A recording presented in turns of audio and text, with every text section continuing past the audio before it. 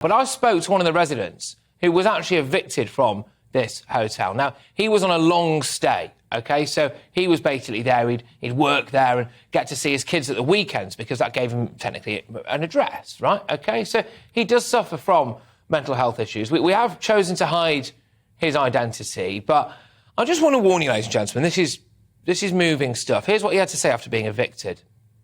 I got a knock on the door Wednesday last week telling me that I've got to leave the hotel after 2 years of paying my rent. Because asylum seekers are taking the hotel. The Home Office have got a scheme going on. We all thought it was scaremongering, and then Saturday morning I got a knock at the door, have to move my clothes and move everything, so I moved everything to a staff room. They needed 32 rooms and there was 36, so they saved 4 for staff. They gave me a room, and then the owner of the hotel, the owner of the hotel, the leaseholder, he comes and calls a meeting for all the long-term stays. He said that he didn't know about the long-term stays, that our tenancies are invalid, and he wants us out. I like to go to a B&B, out of my comfort zone, away from my work environment, so I'm having to spend extra money.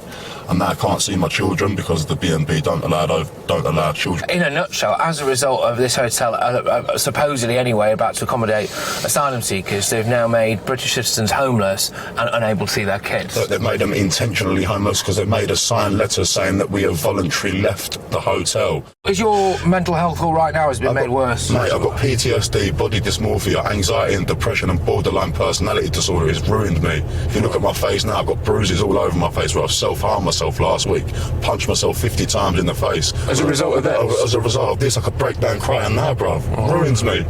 Stress me out to the max. Oh, man. Yeah? All right, well, look, let's leave it there, yeah?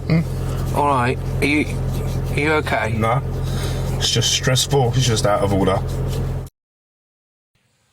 Yeah, it was very difficult. That, of course, is much more difficult for that particular chap, and it just doesn't really make any sense to me. And